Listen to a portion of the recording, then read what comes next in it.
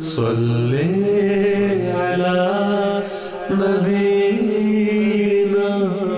صلی علی محمد۔ حضرت صلی اللہ علیہ وآلہ وسلم فرماتے ہیں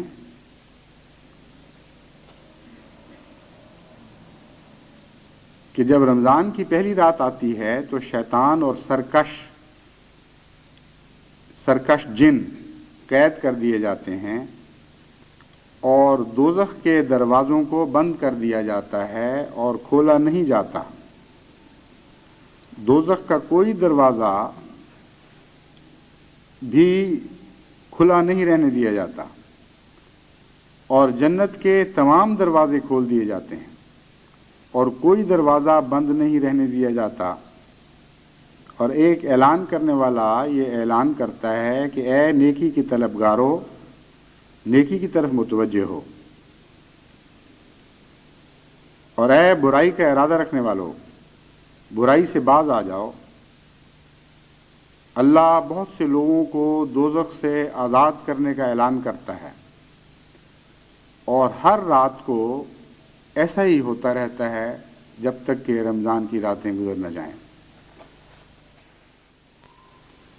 پھر حضور صلی اللہ علیہ وآلہ وسلم فرماتے ہیں، اور یہ ابو ہریرہ کی روایت ہے صحیح بخاری میں، کہ روزہ گناہوں کے لیے ڈھال ہے، نہ تو فحش کام کیا جائے اور نہ جہالت کی بات۔ اگر کوئی شخص اس روزہ دار سے جھگڑے یا گالی دے تو روزہ دار اس سے کہہ دے کہ میں روزے سے ہوں، دوبارہ کہہ دے قسم ہے اس ذات کی جس کے قبضہ قدرت میں میری جان ہے کہ میں روزے سے ہوں۔ روزہ دار کی منہ کی بو اللہ کے نزدیک مشک کی خوشبو سے بھی بہتر ہے۔ وہ کھانا پینا اور مرغوبات محض میرے لیے چھوڑتا ہے، یعنی اللہ فرماتا ہے، حضرت صلی اللہ علیہ وسلم کی زبان میں خدا کی طرف منسوب کر کے یہ بات کہی گئی ہے کہ وہ کھانا پینا اور مرغوبات کے نفس محض میرے لیے چھوڑتا ہے۔ روزہ خاص میرے ہی لیے ہے اور میں ہی اس کا صلہ دیتا ہوں، اور ہر نیکی پر 10 گنا ثواب ملتا ہے۔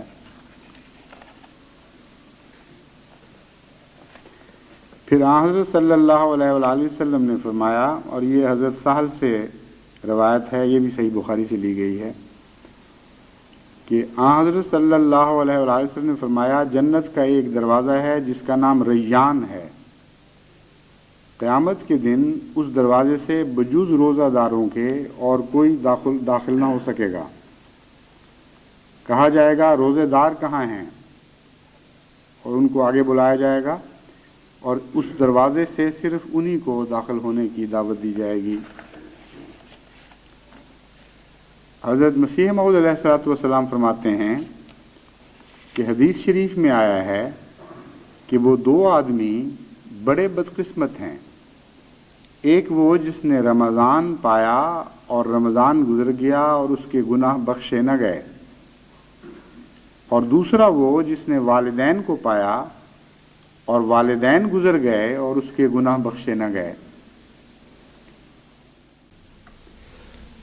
روزہ آگ دور کرتا ہے، ایک ہی حدیث ہے جو سنن الدارمی کتاب الجہاد سے لی گئی ہے۔ حضرت ابو سعید الخدری سے روایت ہے کہ نبی اکرم صلی اللہ علیہ وآلہ وسلم نے فرمایا، جو بندہ اللہ تعالیٰ کے راستے میں اس کا فضل چاہتے ہوئے روزہ رکھتا ہے تو اللہ تعالیٰ اس کے چہرے اور آگ کے مابین 70 خریف کا فاصلہ کر دیتا ہے۔ فضل چاہتے ہوئے روزہ رکھتا ہے، ابتغاء وجہ اللہ کا یہ ترجمہ ہے، فضل چاہتے ہوئے۔ وجہ اللہ کا اصل معنی تو ہے خدا کا چہرہ، خدا کی توجہ، جو اپنی طرف خدا کی توجہ کرنے کی خاطر کہ اللہ کا چہرہ اس کی طرف پھر جائے، تمام تر توجہ اس کی طرف مبذول ہو جائے، جو اس نیت کے ساتھ روزے رکھتا ہے تو اللہ تعالیٰ اس کے درمیان بعد اللہ بین وجہی و بین النار سبین خریفہ، اس کے اور آگ کے درمیان 70 خریف کا فاصلہ کر دیتا ہے۔ اب اللہ کا چہرہ ایک ایسی چیز ہے جسے یاد رکھنا چاہیے تھا، ترجمے میں فضل ترجمہ ہوا ہے، حالانکہ چہرے کے مقابل پر چہرہ رکھا گیا ہے۔ میں تم اللہ کا چہرہ چاہو گے تو اللہ کے چہرے والے کو تو آگ نہیں چھو نہیں سکتی، اس کے چہرے کو آگ چھو نہیں سکتی، یہ ناممکن ہے۔ جسے اللہ کا چہرہ نصیب ہو جائے اس کے چہرے کو آگ کیسے چھو سکتی ہے؟ یہ مضمون تھا جس کو ترجمے میں دھیما کر دیا گیا۔ فضل اس کا ترجمہ جائز ہے، مگر یہاں جس خوبصورتی کے ساتھ حدیث نے ایک وجہ کو دوسرے وجہ کے ساتھ ملایا ہے، اسے اسی طرح رہنے دینا چاہیے تھا، وجہ کو وجہ ہی رہنے دینا چاہیے تھا۔ اب 70 خریف کا فاصلہ یہ کیا چیز ہے؟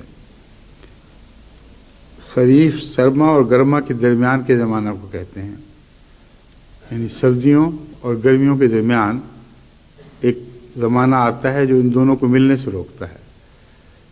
بیچ میں یہ حائل ہو تو سردیاں گرمیوں سے مل نہیں سکتی، تو ناممکن ہے کہ دونوں ایک ہی جیسے موسم میں گزر جائیں، یعنی سردیاں بھی اور گرمیاں بھی، بیچ میں ایک موسم حائل ہو جاتا ہے۔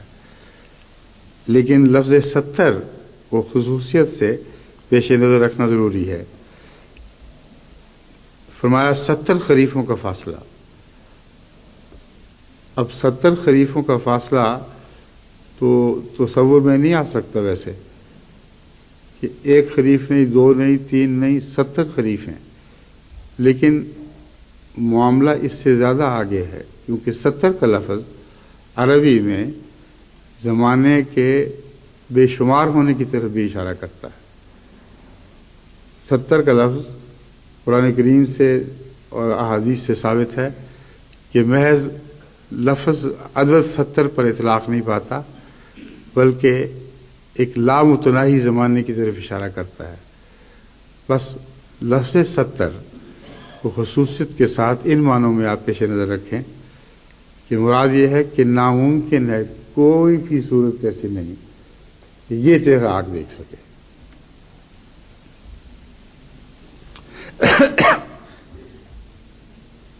یہ دعا کرنی چاہیے کہ اللہ ہم سب کو اللہ کا یہ چہرہ دکھا دے، جس چہرے پر آگ جس چہرے کو خدا وہ چہرہ اپنا دکھا دے جو اس نے محمد رسول اللہ کو دکھایا تھا، اس چہرے پر آگ حرام ہو جاتی ہے، ناممکن ہے کہ اسے آگ چھوئے۔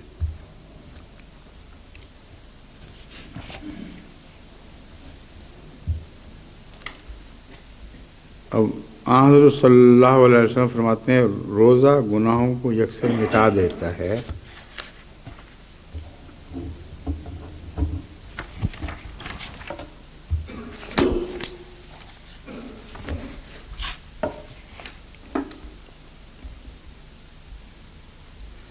نضر بن شیبان کہتے ہیں کہ میں نے ابو سلمہ بن عبد الرحمن سے کہا، آپ مجھے کوئی ایسی بات بتائیے جو آپ نے اپنے والد سے سنی ہو، اور انہوں نے ماہ رمضان کے بارے میں حضرت صلی اللہ علیہ وسلم سے براہ راست سنی ہو۔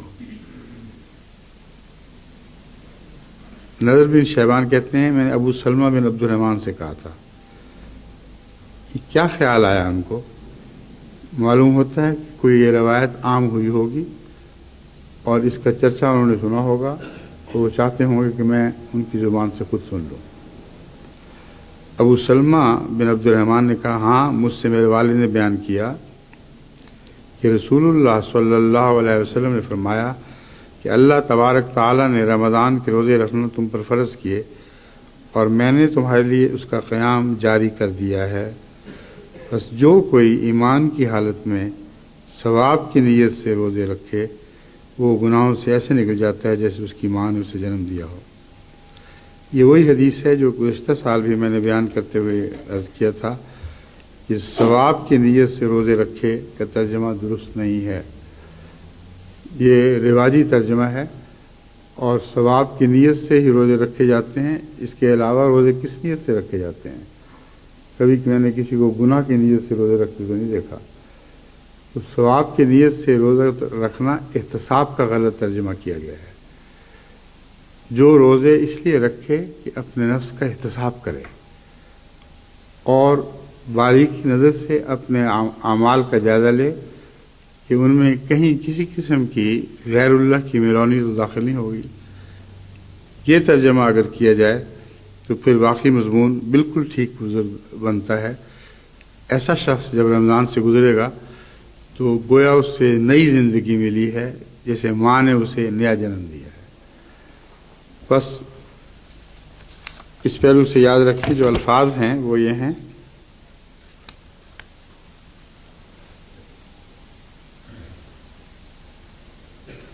من سامہ و قامہ ایمان و احتساباً، یہ لفظ احتساب ہے جس کا ترجمہ ہمارے تراجم میں غلط رنگ میں راہ پا گیا ہے، اور اس کو احتساب سمجھنا ضروری ہے، ورنہ اس کے بعد کا یومن ولادت ہو امہ کے الفاظ نہیں آ سکتے۔ احتساب ہی ہے جو انسان کو ایسا پاک صاف کر سکتا ہے کہ گویا اس کی ماں نے اسے نیا جنم دیا ہے۔ اب یہ جو خیال تھا کہ رمضان میں ہر ایک کے اوپر زنجیریں کس دی جاتی ہیں اور شیطان کو راہ نہیں ملتی کہ مومنوں میں دخل اندازی کر سکے، میں نے بتایا تھا کہ یہ مضمون ہرگز نہیں ہے۔ اللہ کے بندے زنجیروں میں کسے جاتے ہیں، یعنی وساوس کے معاملے میں، شیطانی خیالات کے معاملے میں وہ خدا کے قیدی ہو جاتے ہیں اور وساوس ان کو چھو نہیں سکتے۔ یہی مضمون اس حدیث سے ثابت ہے کہ منافقین پر رمضان وہ زنجیریں لے کر نہیں آتا۔ منافقین اسی طرح کھلے ہوتے ہیں اور جو چاہیں شرارتیں کرتے پھریں، بلکہ رمضان میں ان کی شرارتیں پہلے سے بڑھ جایا کرتی ہیں۔ یہ مضمون ہے جو اس حدیث میں یوں بیان ہوا ہے۔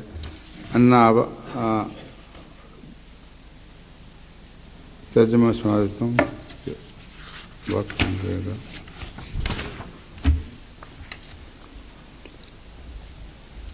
حضرت ابو ہریرہ رضی اللہ تعالیٰ عنہ سے روایت ہے کہ رسول اللہ صلی اللہ علیہ وآلہ وسلم نے فرمایا، تمہارا یہ مہینہ تمہارے لیے سایہ فگن ہو، یعنی تمہارا یہ مہینہ تم پر سایہ ڈال دے۔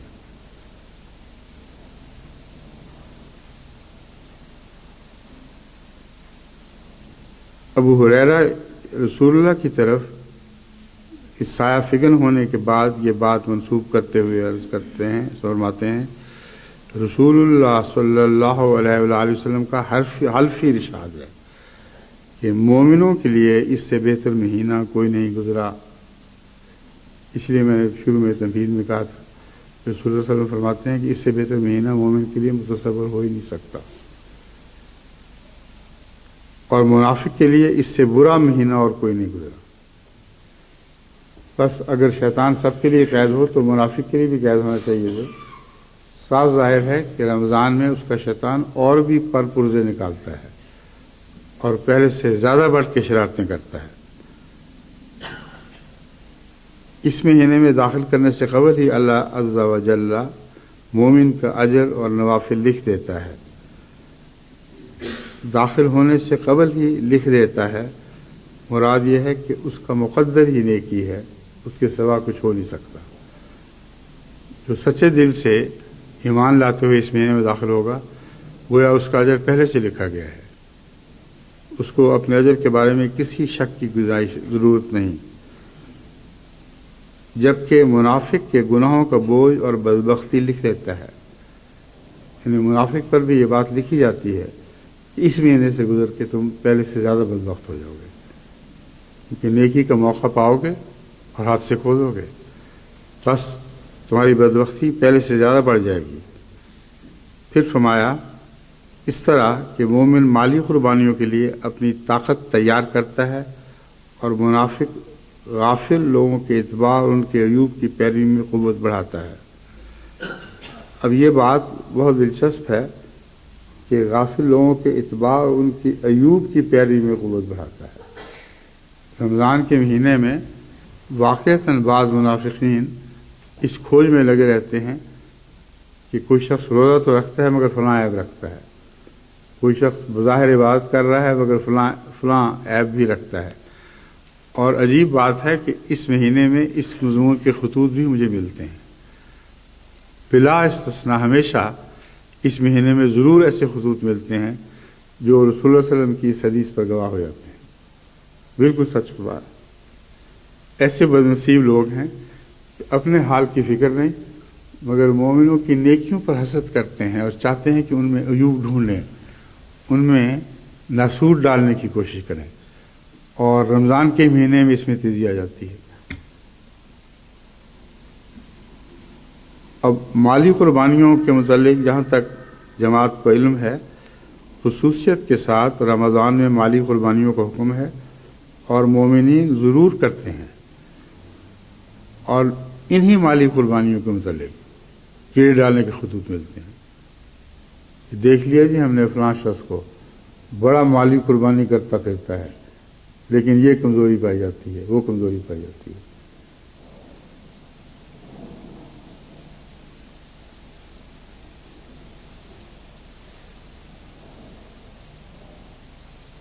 بس فرمایا یہ حالت مومنوں کے لیے غنیمت ہے اور فاجر کے لیے اس کا فجور بڑھانے میں مددگار ہے۔ بس اتنا ہی کہنا کافی ہے، مزید تفصیلات میں نہیں جانا چاہتا۔ استغفار سے کام لیں اور اس مہینے میں لوگوں کے عیوب تلاش کرنے کی کوشش بالکل بند کر دیں۔ اگر کوئی عیوب تلاش کرتا ہے، اس کا تذکرہ کرتا ہے، تو اس کو کہہ دینا چاہیے کہ تم شیطان کے غلبے کے نیچے ہو، تم عباد اللہ میں لکھے جانے کے لائق نہیں، اس لیے مجھے الگ چھوڑ دو۔ اس مہینے میں خصوصیت کے ساتھ ایسے لوگوں سے پرہیز کریں۔ بس اسی حوالے سے اس علم کے تعلق میں چند احادیث آپ کے سامنے رکھتا ہوں۔ ایک نسائی کتاب الصوم سے لی گئی ہے۔ حضرت عبد الرحمن بن عوف رضی اللہ تعالی عنہ بیان فرماتے ہیں کہ حضرت صلی اللہ علیہ وسلم نے رمضان المبارک کا ذکر فرمایا اور اسے تمام مہینوں سے افضل قرار دیا، اور فرمایا جو شخص رمضان کے مہینے میں حالت ایمان میں ثواب اور اخلاص کی خاطر عبادت کرتا ہے، وہ اپنے گناہوں سے اس طرح پاک ہو جاتا ہے جیسے اس روز تھا جب اس کی ماں نے اسے جنا تھا۔ تو ہر رمضان ہمارے لیے ایک نئی پیدائش کی خوشخبری لے کے آتا ہے۔ اگر ہم ان شرطوں کے ساتھ رمضان میں سے گزر جائیں جو حضرت صلی اللہ علیہ وآلہ وسلم نے بیان فرمائی ہیں، تو گویا ہر سال ایک نئی روحانی پیدائش ہوگی اور گزشتہ تمام گناہوں کے داغ دھل جائیں گے۔ ایک دوسری حدیث بخاری کتاب الصوم سے لی گئی ہے، باب فضل من مقام رمضان۔ حضرت ابو ہریرہ سے روایت ہے کہ حضرت صلی اللہ علیہ وسلم نے فرمایا، جو شخص ایمان کے تقاضے اور ثواب کی نیت سے رمضان کی راتوں میں اٹھ کر نماز پڑھتا ہے، اس کے گزشتہ گناہ بخش دیے جاتے ہیں۔ ان دونوں حدیثوں میں تھوڑا سا فرق ہے۔ پہلی حدیث میں عبادت کا ذکر تھا عمومی، جو اخلاص کے ساتھ ایمان کے تقاضے پورے کرتے ہوئے عبادت کرتا ہے، اس کی گویا کہ از سر نو روحانی پیدائش ہوتی ہے۔ یہاں تہجد کی نماز کا خصوصیت سے ذکر فرمایا گیا ہے۔ جو رمضان کی راتوں میں اٹھ کر نماز پڑھتا ہے، اس کے گزشتہ گناہ بخش دیے جاتے ہیں۔ بس رمضان خصوصیت کے ساتھ تہجد کے ساتھ تعلق رکھتا ہے، یعنی تہجد کی نمازیں یوں کہنا چاہیے خصوصیت سے رمضان سے تعلق رکھتی ہیں، اگرچہ دوسرے مہینوں میں بھی پڑھی جاتی ہیں۔ اور اس پہلو سے وہ سب جو روزے رکھتے ہیں ان کے لیے تہجد میں داخل ہونے کا ایک رستہ کھل جاتا ہے، کیونکہ اس کے بغیر اگر عام دنوں میں کوشش کی جائے تہجد پڑھنے کی تو ہو سکتا ہے بعض طبیعتوں پر گراں گزرے، مگر رمضان میں جب اٹھنا ہی اٹھنا ہے اور پیٹ کی خاطر اٹھنا ہے تو روحانی غذا بھی کیوں انسان ساتھ شامل نہ کر لے؟ اس لیے اسے اپنا ایک دستور بنا لیں، اور بچوں کو بھی ہمیشہ تاکید کریں کہ اگر وہ سحری کی خاطر اٹھتے ہیں تو ساتھ 2 نفل بھی پڑھ لیا کریں، اور اگر روزے کے رکھنے کی عمر کو پہنچ گئے ہیں پھر تو ان کو ضرور نوافل کی طرف متوجہ کرنا چاہیے۔ یہ درست نہیں کہ اٹھیں اور آنکھیں ملتے ہوئے سیدھا کھانے کی میز پر آ جائیں، یہ رمضان کی روح کے منافی ہے۔ اور جیسا کہ یہاں حضور صلی اللہ علیہ وآلہ وسلم نے فرمایا، اصل برکت تہجد کی نماز سے حاصل کی جاتی ہے، اور امید ہے کہ اس کو اب رواج دیا جائے گا بچوں میں بھی اور بڑوں میں بھی۔ میں نے پہلے بھی بیان کیا کئی دفعہ، قادیان میں جو بچپن ہم نے گزارا اس میں تو یہ تصور ہی نہیں تھا کہ کوئی شخص تہجد کے بغیر سحری کھانا شروع کر دے۔ ناممکن تھا، بڑا ہو یا چھوٹا ہو، وقت سے پہلے اٹھتا تھا، اور توفیق ملتی تھی تو تہجد کے علاوہ قرآن کریم کی تلاوت بھی پہلے کرتا تھا، پھر آخر پر رمضان سحری کے لیے وقت نکالا جاتا تھا، اور سحری کا وقت تہجد اور تلاوت کے وقت کے مقابلے پر ہمیشہ بہت تھوڑا سا رہتا تھا۔ بعض دفعہ جلدی جلدی کر کے ان کو کھانا کھانا پڑتا تھا، کیونکہ اگر دیر میں آنکھ کھلی ہے تو کھانے کا حصہ نکالتے تھے تہجد کے لیے، تہجد کا حصہ نکال کر کھانے کو نہیں دیا جاتا تھا۔ بس یہی وہ اعلیٰ رواج ہے جسے اس زمانے میں بھی رائج کرنا چاہیے اور اس پر قائم رہنا چاہیے۔ مسند احمد بن حنبل میں سے یہ حدیث ہے بحوالہ فتح الربانی، ابو سعید خدری سے روایت ہے، وہ کہتے ہیں کہ میں نے حضرت صلی اللہ علیہ وسلم کو یہ کہتے ہوئے سنا کہ جس شخص نے رمضان کے روزے رکھے اور جس نے رمضان کے تقاضوں کو پہچانا اور ان کو پورا کیا، اور جو رمضان کے دوران ان تمام باتوں سے محفوظ رہا جن سے اس کو محفوظ رہنا چاہیے تھا، یعنی جس نے ہر قسم کے گناہ سے اپنے آپ کو بچائے رکھا، تو ایسے روزے دار کے لیے اس کے روزے اس کے پہلے گناہوں کا کفارہ بن جاتے ہیں۔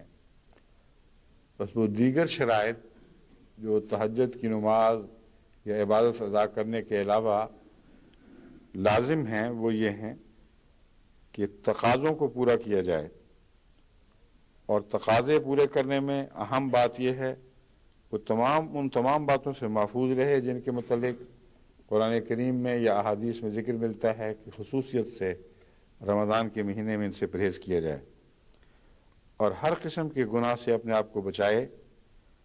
ایسا روزے دار اگر رمضان کے مہینے روزے رکھتے ہوئے گزار دے تو اس کے پہلے گناہوں کا کفارہ ہو جاتا ہے۔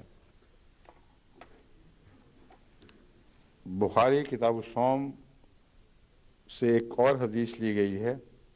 حضرت ابو ہریرہ بیان فرماتے ہیں کہ حضرت صلی اللہ علیہ وآلہ وسلم نے فرمایا، جب رمضان کا مہینہ آتا ہے تو جنت کے دروازے کھول دیے جاتے ہیں اور دوزخ کے دروازے بند کر دیے جاتے ہیں اور شیطان کو جکڑ دیا جاتا ہے۔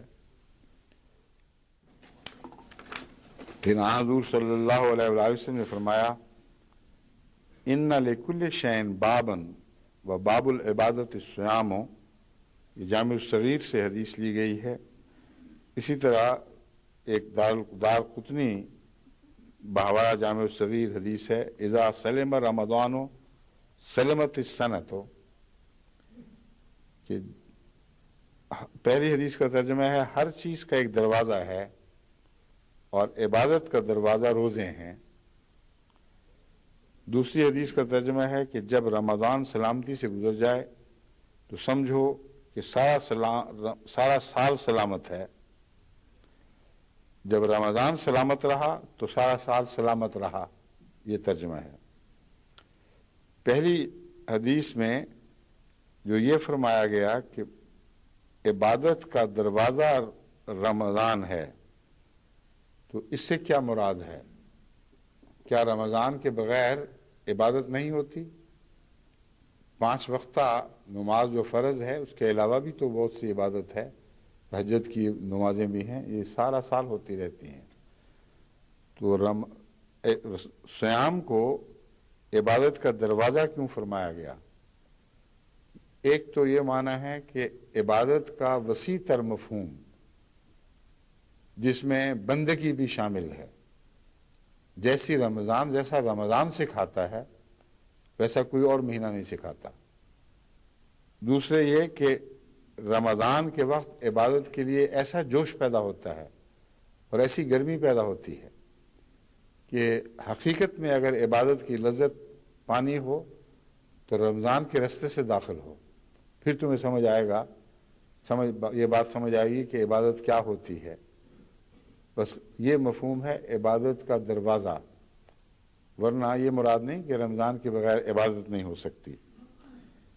دوسری حدیث میں ہے رمضان سلامت رہا تو سارا سال سلامت رہا۔ اس حدیث میں جو مومن سے توقع ہے کچھ اس کا بھی بیان ہے کہ وہ مومن جو حقیقت میں رمضان کے تقاضوں کو پورا کرتا ہے اور کوئی تقاضا توڑتا نہیں، اس کے لیے خوشخبری ہے کہ اس کا آئندہ سارا سال سلامتی سے گزرے گا۔ بس پہلی جو احادیث تھیں ان میں ماضی کے تعلق سے خوشخبری دی گئی تھی، یعنی پچھلے جو گناہ ہیں وہ معاف کر دیے جائیں گے، گزشتہ کوتاہیاں جو ہوئیں ان سے صرف نظر فرمایا جائے گا، اس لیے فکر نہ کرو، اگر رمضان نصیب ہو گیا تو جو کچھ پہلے لغزشیں ہوئیں، کوتاہیاں ہوئیں، اللہ تعالیٰ انہیں بھی معاف فرما دے گا۔ اب اس حدیث میں یہ خوشخبری ہے کہ اگر تم صحیح طور پر رمضان کے تقاضے پورے کرو گے تو رمضان کا مہینہ تمہیں بچا لے جائے گا اور تمہارا سال بچا دے گا، پورا سال بچا دے گا۔ جو تم نے رستہ اختیار کیا ہے رمضان کے مہینے میں، وہ پورے سال تک کے لیے رمضان سے طاقت پائے گا اور سیدھا رہے گا۔ اس کی مثال ایسی ہے جیسے کوئی گولی بندوق کی نالی سے نکلتی ہے، اگر چھوٹی نالی ہو تو بہت جلدی وہ رستے سے بھٹک جاتی ہے، اور جتنی لمبی نالی ہو اتنی زیادہ دیر تک سیدھی نشانے کی طرف حرکت کرتی رہتی ہے۔ بس اسی لیے لمبی نالیوں سے دور کے نشانے لیے جاتے ہیں، چھوٹی نالیوں سے نزدیک کے نشانے لیے جاتے ہیں۔ بس 30 دن کا جو خدا تعالیٰ نے رمضان رکھا، یہ ایک ایسی نالی ہے جس میں اگر آپ سیدھے رہ کر گزریں اور رمضان کے حقوق کرتے ہوئے گزریں تو سارا سال آپ کو سیدھا رکھے گی، یہاں تک کہ اگلا رمضان آ جائے گا، اور پھر اگلے رمضان میں ایک اور نالی میں پھر دوبارہ داخل ہوں گے، پھر آپ کو سیدھا کیا جائے گا، آپ کی کجیاں صاف کی جائیں گی، تو ساری زندگی بچتی ہے۔ اصل میں ایک رمضان کو آپ سلامتی سے گزار دیں تو گویا اگلا سال سلامتی سے گزر گیا، اور جب ہر 2 رمضان کے درمیان سال سلامتی سے گزرے تو دوسرے معنوں میں ساری زندگی سلامتی سے گزر جائے گی۔ حضرت ابو ہریرہ رضی اللہ تعالیٰ عنہ کی ایک روایت ہے، ابن ماجہ سے لی گئی ہے، فرمایا ہر چیز کو پاک کرنے کے لیے ایک زکوٰۃ ہوتی ہے، اور جسم کی زکوٰۃ اور پاکیزگی کا ذریعہ روزہ ہے۔ زکوٰۃ اموال کو پاک کرنے کے لیے بھی دی جاتی ہے اور اعمال کی نشو و نما کے لیے بھی دی جاتی ہے، دونوں معنی بیک وقت اس میں موجود ہیں، اور تزکیہ نفس کے لیے بھی دی جاتی ہے۔ آپ نے فرمایا کہ جسم کو اگر پورے طور پر اس کے ہر پہلو سے دیکھا جائے تو روزہ ایسی چیز ہے جو سارے جسم کی زکوٰۃ بن جاتا ہے۔ اور اس کے متعلق تشریح ایک اور حدیث میں یوں بھی آئی ہے کہ سومو تصحو، اگر تم روزے رکھو گے تو صحت مند رہو گے۔ بس صرف روحانی زکوٰۃ ہی نہیں، بدنی زکوٰۃ بھی ہے، اور رمضان کے مہینے میں اللہ تعالیٰ کے فضل کے ساتھ روزے کے نتیجے میں صحت بہتر ہوتی ہے، خراب نہیں ہوا کرتی، بشرطی کہ بیماری کی شرط کو پیش نظر رکھیں۔ جب اللہ فرماتا ہے کہ بیمار ہو تو روزے نہیں رکھنے، اگر اس شرط کو نظر انداز کریں گے تو پھر صحت بگڑے گی تو آپ کی اپنی غلطی سے بگڑے گی۔ رمضان کے نتیجے میں صحت نہیں بگڑا کرتی، روزوں سے صحت نہیں بگڑا کرتی، بلکہ صحت عطا ہوتی ہے۔